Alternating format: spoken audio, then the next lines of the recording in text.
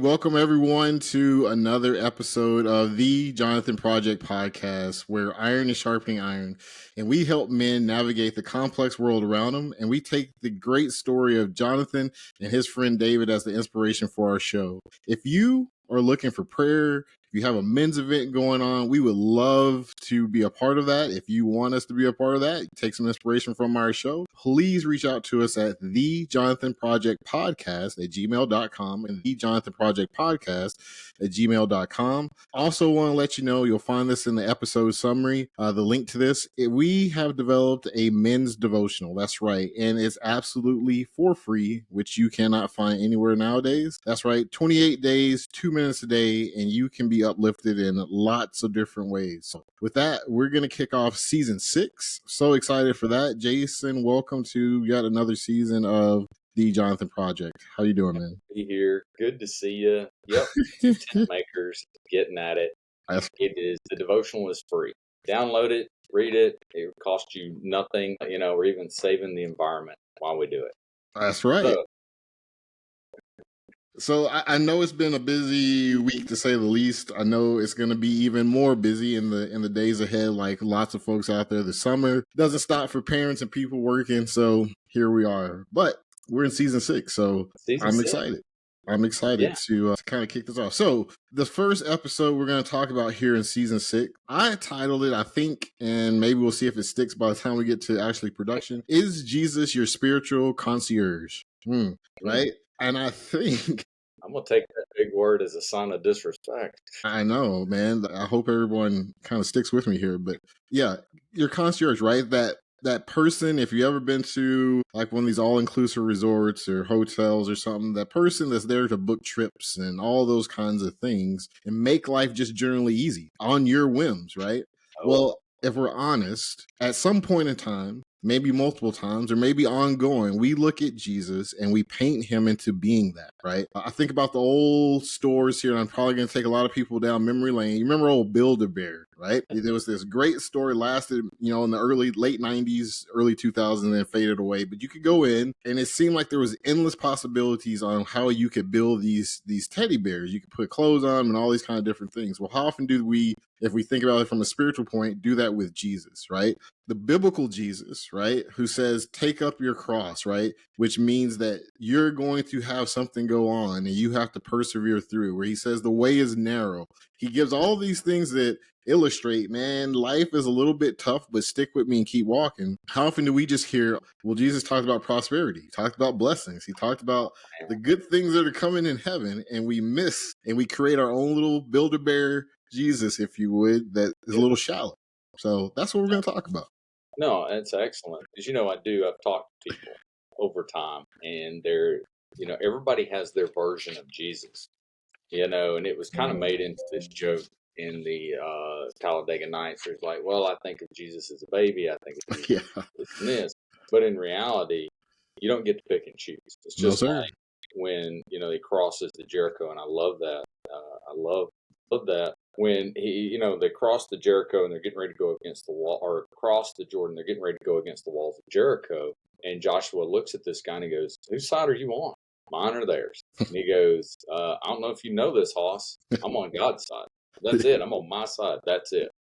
And so, you and I talked about this, and we were kind of talking. I remember I go back to a friend of mine and I were having these discussions, and you hear people, they'll say, well, Jesus was really a good guy. He's a teacher, right? He was a healer. I mean, that's recorded outside the Bible. He's a healer. He was a good teacher. He really kind of this super elite intellect, which he absolutely was or is. But, I had somebody go, well, he never said he was God. And I'm like, whoa, let's pause for a moment. Let's pause on that. Now, that's your definition of Jesus. But when we look at the Bible, if you look in the book of John, John 8:24, he tells them, he goes, if you don't believe on me, you're just going to die in your sins. He made it such a fact to them, to the Pharisees and everybody else, that in chapter 8, verse 59 and 8:31 and 32, or 10:31 and 32, they're like, we're going to stone you because you made yourself equal to God. We're going to throw enough rocks to kill you. Yeah. That's a process. That is a technique. Right? And it's because, like you said, he says in 14:6, I'm it. I'm going somewhere. There's some mansions. I'm building one for you. I'm going to show you where it is. I'm the way, and I am the truth, and I'm the light. Nobody's Yeah, going to see the Father but through me. There's one path, I love it. right? I love it. Yeah. It's good stuff. Even right from the beginning, and I'm glad you brought up John, because John, the beloved disciple, John, the kind of emotional disciple, uh, he lays out a bomb right at the beginning of John 1:1. He says, "In the beginning was the Word," Yeah. right? And he is describing the one, the only Jesus. He's like, in the beginning. So before you can go as far as back as you want to go, there was Jesus. And Yeah. the Word created everything. He is the creator. So, and I don't want to steal some thunder from my notes a little bit later, but that is a powerful thing to wrap your head around. Are you following Jesus the King? Are you following Jesus like the concierge, right? This thing that you've created, that he serves you, right? And he's here to just kind of hit your wish buttons and all this kind of stuff. He was the beginning. He is everything, right? So, anyways, John No, let's keep it in hit the Genesis. nail on the head. Let's keep it in Genesis, right? And you said something like when you would go into Build-A-Bear, and I've contributed money to that store with my daughter, and obviously not enough because I don't think they're in business. But Nope. you make those little bears in whatever image you want. But if you keep it in Genesis, God says we're going to make man in our image, and that's in Genesis 1:26, then 1:27. 1:27, he says, so he made man in his image. That's a big difference because the Creator is the standard. Yes. He sets the standard. Yes. I don't get to. And for those of you who think that, well, this Jesus and that Jesus, pretty simple to interpret. I'm going to draw your attention to Psalm 145. And a good buddy of mine, Casey, pointed this out. He likes it, and he says, hey, it talks about God's majesty, and it kind of helps put things in order. And I'll tell you what I did when I read it. I'll tell you what I didn't find in there.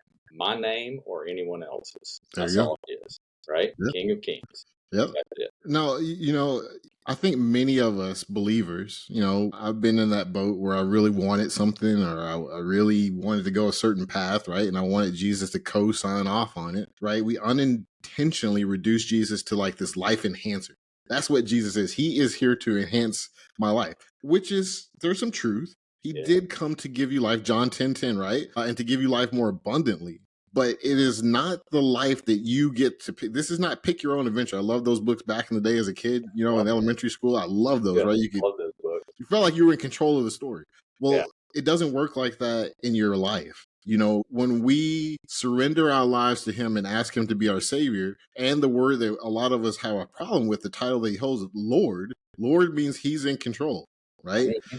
And so when we reduce him down to this life enhancer, you're really taking away the power and all that he came to do on the cross and through that resurrection.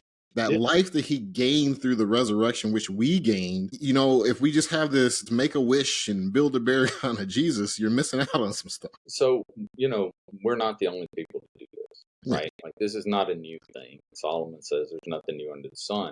With that being said, you look in John chapter 6, he feeds the 5,000. Now, here it is. There's this little kid shows up. He's got the loaves, 5 loaves, 5 fish, feeds the 5,000.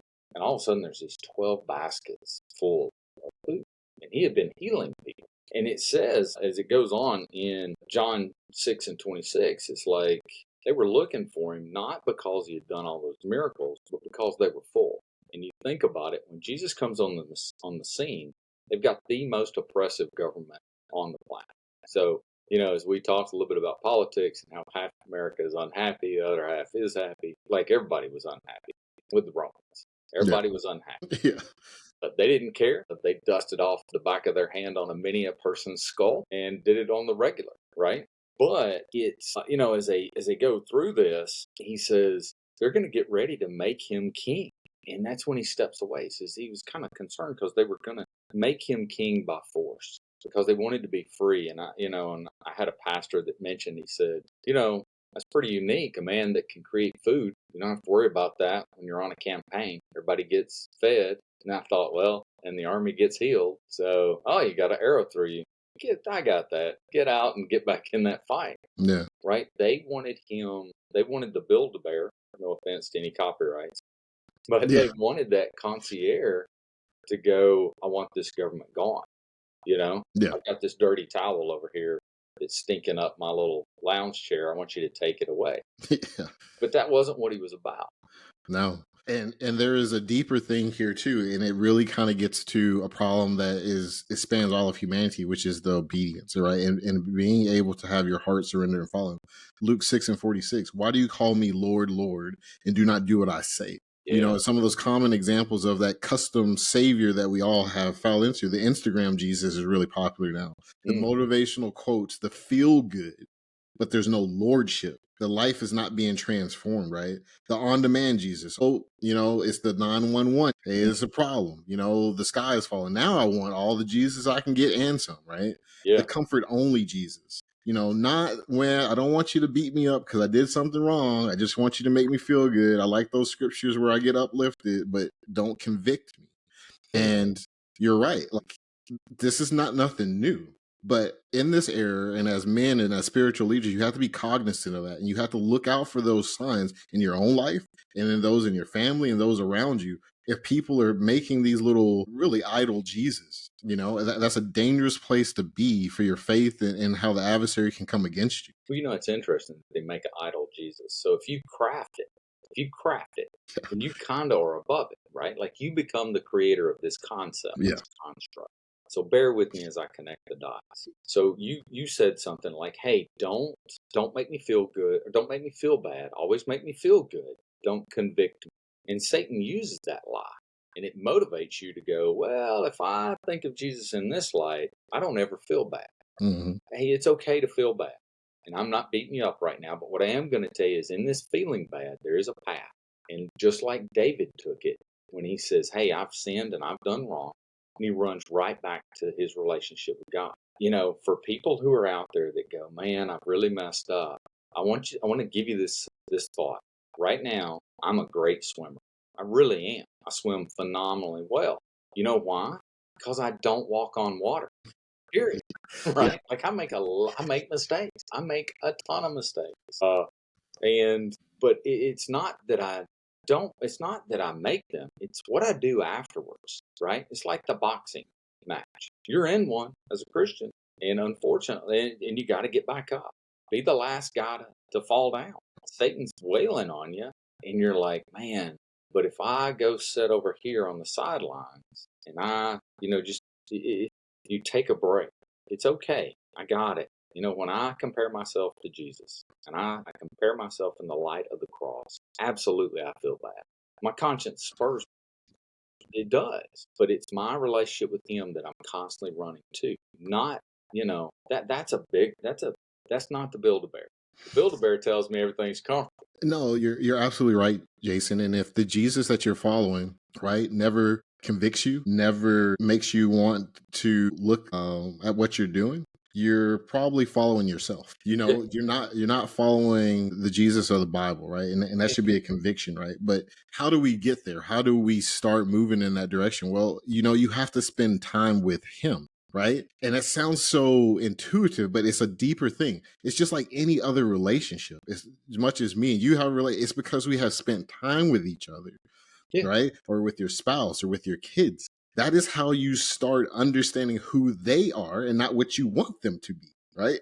Yeah. And, that real transformation starts with that solitude, getting into your word. Who is the word? It's just Jesus every day. And it's amazing how He will start speaking and transforming your life.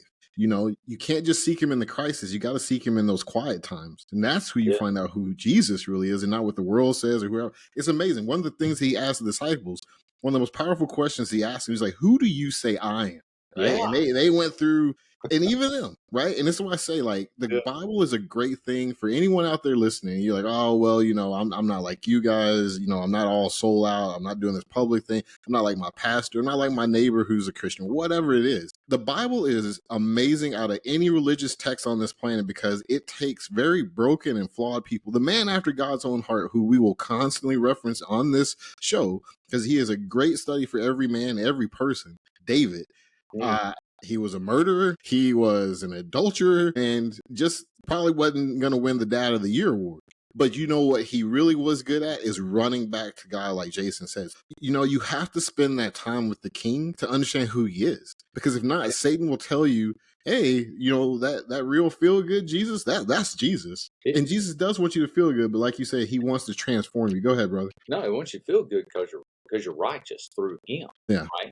And for everybody that goes, yeah, I heard that about David, but I haven't done those things. Well, let's pause for a moment. He was also a giant slayer with a rock and a slingshot. Yeah, David was nothing to mess with. Yeah. Let me tell you something. In my times in combat, let me tell you what I did not pick up. A rock, right? Like Nope. that wasn't going to be my number one option. That wasn't on the menu. Yeah.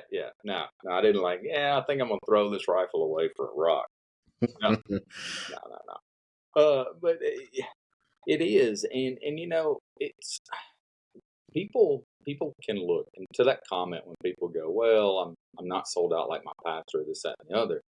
I'm going to let them in on a little secret. You're all tent makers.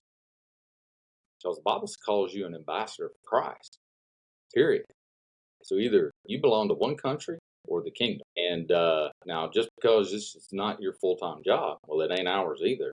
You know, we're tent makers. And I got off work today. That's why I'm wearing the collared shirt versus the T-shirt on, Saturday morning. That's all good. Yeah. And to our one fan that questioned whether or not I ever had a collared shirt, I actually have two. No. But you're a tent maker. The day you sign on, you're in the boxing ring, you're a tent maker, you're an ambassador. And he called you to go wherever you're going, right? Yes, sir. But, there's plenty of people who mistook who he was. I look at in John 6:60, Jesus comes up with some seriously heavy concepts, right? He tells them, he's like, and they had eaten there, and I flipped to the wrong page. It's all good. But he talks to them, and he says, look, verily I say unto you, he that believes on me, it's everlasting life. He lets them know that right up front. He goes, I am that bread of life. And he keeps on talking, and he's talking about them eating the manna, and this, that, and the other, and they're dead. And he says, and he keeps going through, and he says, my flesh, and and so forth. And it says a whole bunch of folks walked away, like a whole bunch, and it was just tough on them to listen. So no, brother, I mean, I love that. That's a great point to bring out because it's a connecting to our modern day. There's still a lot of people walking away, and I want to spend a little time just challenging. Is like, asking yourself some tough questions and those around you. Is Jesus Lord, or is he just this cosmic butler to you? You know, a king commands loyalty. And that is a tough thing in this modern era. People say, oh, find your truth and all this other kind of stuff. And they want the concierge to take the request. That's not what Jesus is. Jesus isn't just our helper, right? He's an advocate, but he's a holy king. And there are certain standards that come with that, right? If we fall in love, or we let our hearts and our lives fall in love with convenience, because that's really what we're kind of talking about here. We all want like to wake up and like, hey man, everything is sunshiny and rosy and there's no issues. But then it feels really foreign and it feels really uncomfortable when he says you got to shoulder across. Now we want to take a pause and step back and want to do like those people that you just highlight. We want to walk away like, hey, I didn't sign up for the hard times. I'm here for the good times. Yeah. So you highlight something. So I'm going to let all the listeners in. This is the number one selling item. You want to make $1 billion. This is it. You sell convenience. Oh yeah. That's it. With the grocery thing that gets delivered, the apps that pay for things, convenience, right? Or immorality. I'll throw that one out there too. That's another real good way to make money. Immorality. Let's just be honest. Yeah, it is. So when people made me lose my thought. I'm sorry. No. But when all those people got ready to fall away, he looks at his disciples like, "You going too?" And Peter says something. He goes, "Where am I going? You got the words of life. You're I love Pete. Where am I going?"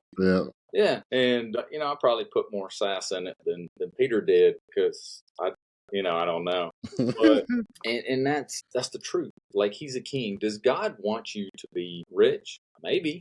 Does he want you to be poor? I don't think so.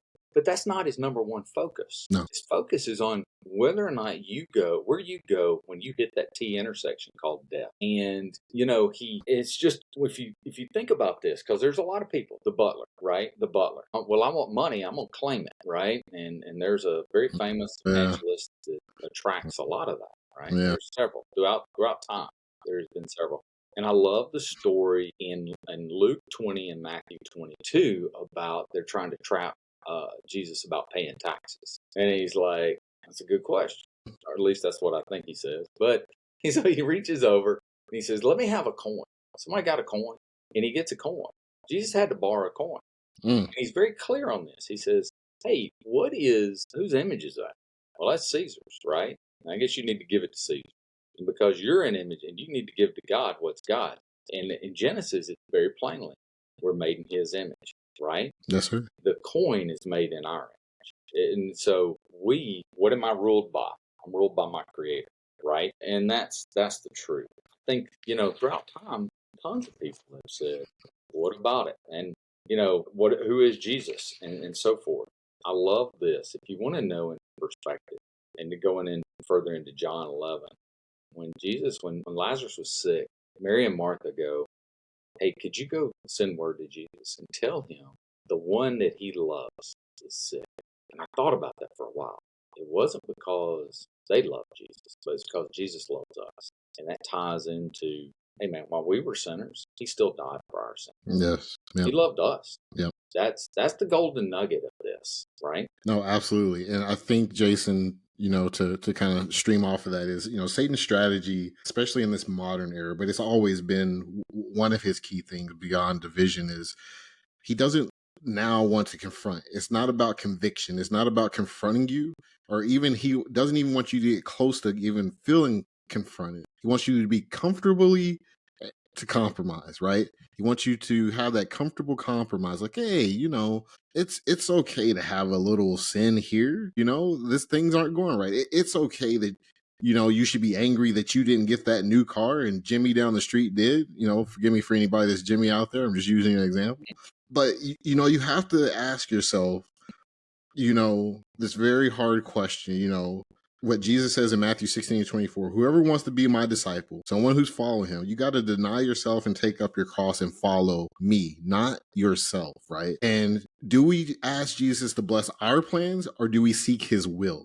And I think about something that you say all the time, right? Like where you talk about, hey, I just want to be a good servant. I want to be a good ambassador. Ambassadors don't have their own plans. No. They don't go out to the host country and say, hey, this is my plan for you. You relay what the kingdom, the country has sent you. And that is a hard thing, I think. We go through seasons of life, just being honest and real and transparent. We all do. But if you find yourself constantly saying, Jesus, I need you to sign off on this, like it's just some kind of check block versus saying, Lord, what is your will for me right now in this season? That should be a little azimuth check, right? Go ahead. I don't want to ever say the prayer, God be with us. And I'm going to tell you why. Because I really would rather say, God, I want to be with you. I want to be on your side, right? Now, that's the truth. And when you talked about Satan, I thought about this. Physics says a body in motion stays in motion until less it's acted upon, right? So if you're born into sin, you're already missing the mark.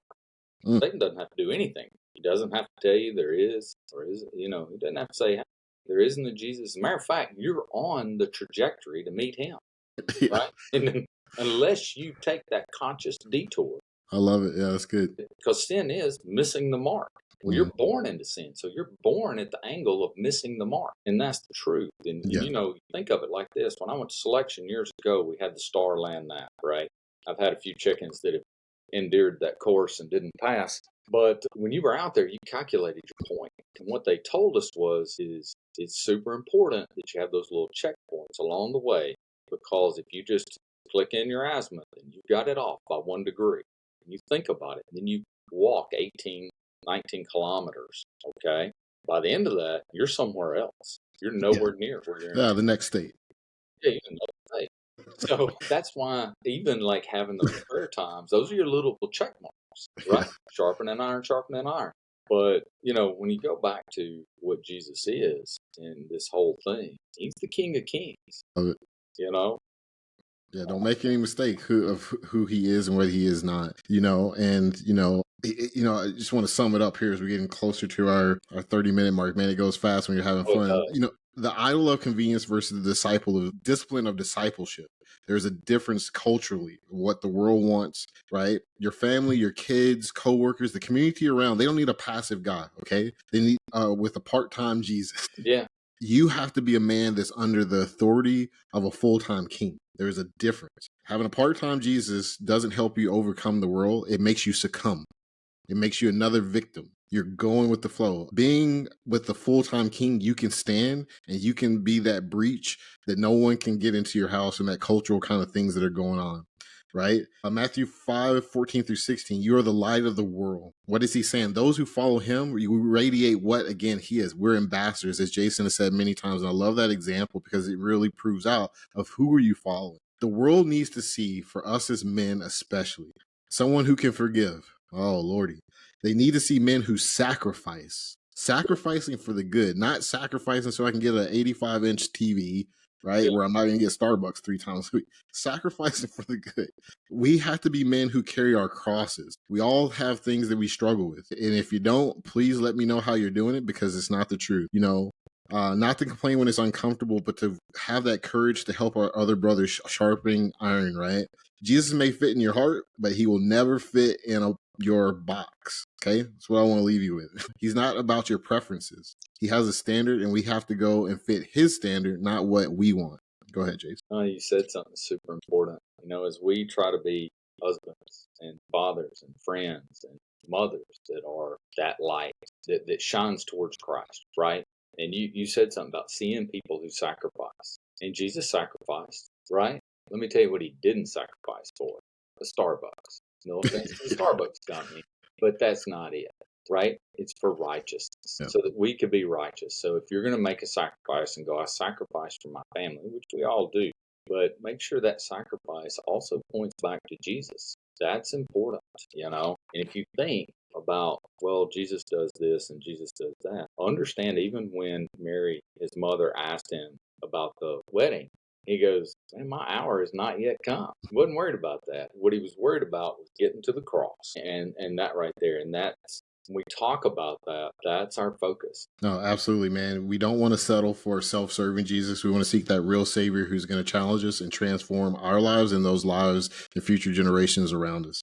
That's what we want. Folks, that is the Jonathan Project Podcast. Another great episode. We're off and running in a new season. I'm excited for this season. We swung for the fences on a couple things. Excited to bring those to you in time and space. So, how do you find out all those exciting things? Well, this episode and every episode comes out every Tuesday morning on Spotify, Apple, iHeartRadio, Amazon Music. You name it, you can find us there. We'll have all the links for you to subscribe so you don't ever miss an episode. If you found inspiration in this show, you think, hey, these guys would be great to come out, speak to a men's event, speak to a bunch of young men, women, whoever it may be, please reach out to us at thejonathanprojectpodcast@gmail.com. If you need prayer, have an episode idea, same place, thejonathanprojectpodcast@gmail.com. We'll also have the links for the free devotional. Jason, awesome spending time with you as always. Yeah, and talk to you again soon, brother. See you, buddy.